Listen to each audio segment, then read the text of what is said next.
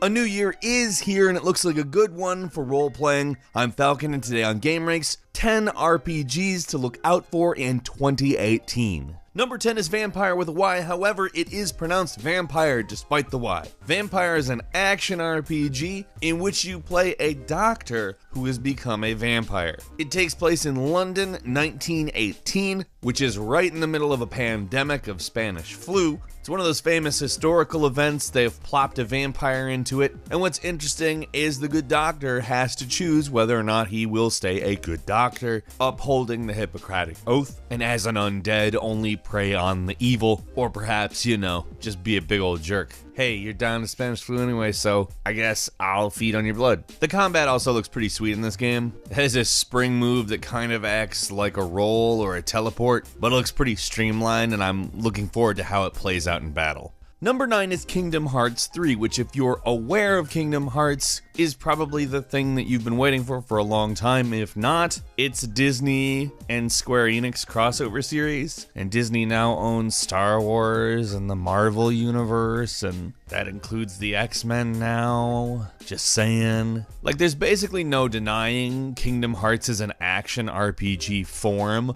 of the weirdest fan fiction of all time, and for that, a lot of people really love it. In a lot of ways, it is as influential on most of today's action RPGs as Zelda or Dark Souls, so it's pretty cool that it's coming around. Will it conclude the story? I don't know. I would hope it does. But Kingdom Hearts is also pretty notorious for branching off in 100,000 different directions with other releases over the years. Not that that's a bad thing, it's nice to have more games. And let's keep in mind there's a decent chance this one's gonna get delayed, so don't get your hopes up too high, but whenever it happens, it's gonna be great. Number 8 is Kingdom Come Deliverance, a classless action RPG, which will have a branching system and uses the Cry engine. The game takes place in 1403 in the Kingdom of Bohemia. Now, if you're looking for accurate medieval, you don't need to look any further. You could look at it as something that is very similar to Skyrim or The Witcher if there was no fantasy element. And it does actually look incredibly good. Certainly very distinctive compared to those games because we don't really have a hell of a lot of period accurate stuff, and that's what they're going for here. Now, I'm not going to say the character models look like the absolute best ones I've ever seen in my life, but the map, the world, the details really look amazing. What will definitely make it unique is the sword-oriented combat system that bases itself on different angles of attack and obviously has no magic whatsoever, so it'll take some getting used to. The question's gonna be if people enjoy a game that's definitely more trying for a realistic look at the time period, or will people miss the fantasy elements, the unreal elements of Skyrim and The Witcher? We'll see. Number 7 is Pillars of Eternity 2 Deadfire, which you had to know was coming. Pillars of Eternity was such a big hit, and what's nice is it is actually a direct sequel continuing the story, taking place in the same world, but with the intention of finding new and different places, and trying to address some of the criticisms that some people had. For me, these were very minor criticisms. A lot of people thought there was a lot of filler combat. I thought it was really enjoyable fight in it, personally, so it wasn't such a big deal. I'm not saying it never dragged a little bit, but pretty solid game. If they manage to actually improve upon that formula, Pillars of Eternity 2 Deadfire is going to be a must-have. Even if they don't improve on it, honestly, if it just maintains the same level of quality as the previous one. Number 6 is Project Octopath Traveler, which looks very much like an old-school RPG meant to become something new. Square Enix has dubbed the style HD 2D, in which the character is a sprite, the world is polygons, but still reminiscent of old sprite-based RPG games. Honestly, it has a bit of like a model feel to it, like it was built as an art project, and I think it's really unique looking, while kind of being something I think a lot of us all imagined would eventually happen. Back in the 90s when we played JRPGs and 3D games were first happening. Characters have different abilities intended to play up the role-playing elements of the game, and what looks to be a very upgraded turn-based old-school RPG battle system. This looks a lot like the honed version of every JRPG, and that's great. That's exactly what I want to play, actually. I'm really looking forward to this.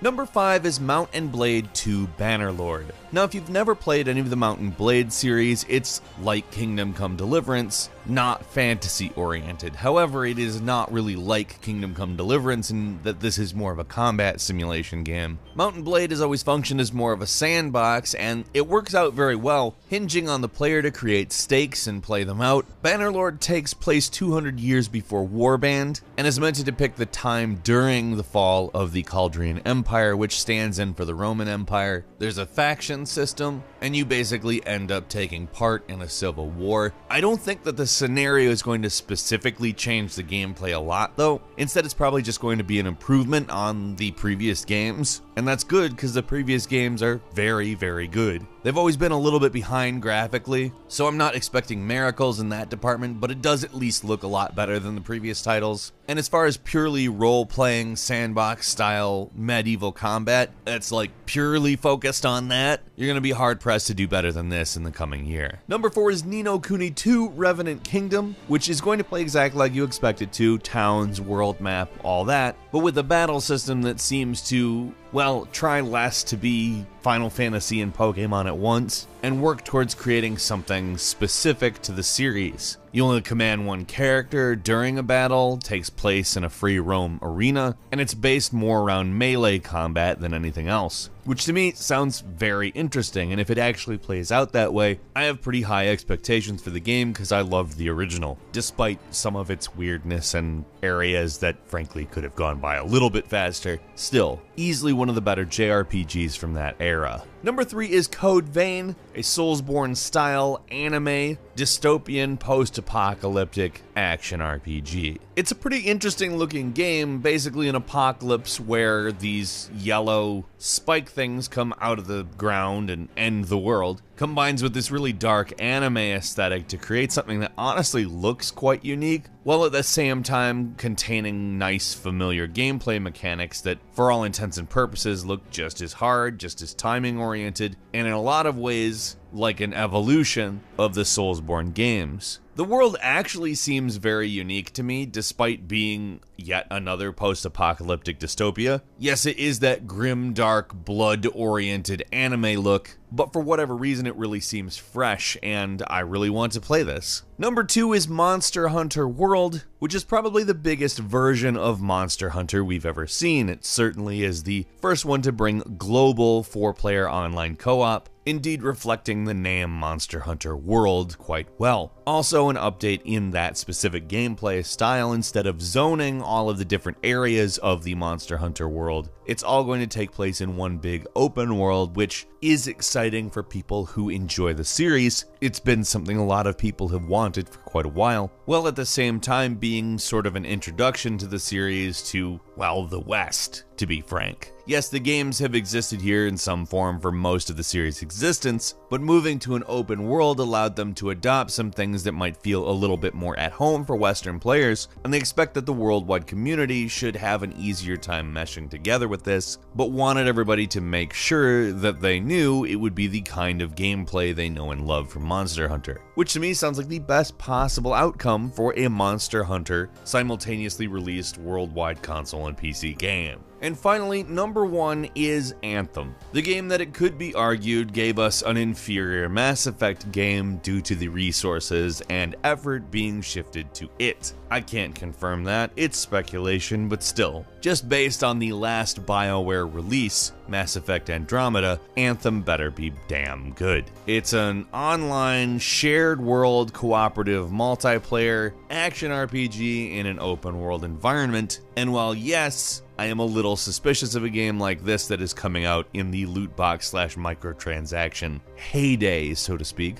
I am also cautiously optimistic, as one of the writers for the game is Drew Karpyshyn, the writer of Knights of the Old Republic and the lead writer on the first 2 Mass Effect games. He also wrote the Darth Bane trilogy, and they're great books. So in all honesty, I have quite a bit of hope for the game. It's just cautious hope. Few bonus games for you. First, Secret of Mana HD, a ground-up 3D remake of the Super Nintendo game that manages not to lose the charm of the SNES game, which I think is the highest priority. It also looks like it has some mechanical improvements as well. Then there's Shenmue 3, which has been well over a decade in the making, and if it gets delayed again, possibly 2 decades in the making. Shenmue 3 was highly influential on all video games. Open world games owe so much to it. Let's hope we see it this year. And finally, God Eater 3, which, with Monster Hunter World coming out, of course another God Eater needs to. God Eater's basically Monster Hunter plus a big ol' JRPG story, and this one looks pretty post-apocalyptic and fun.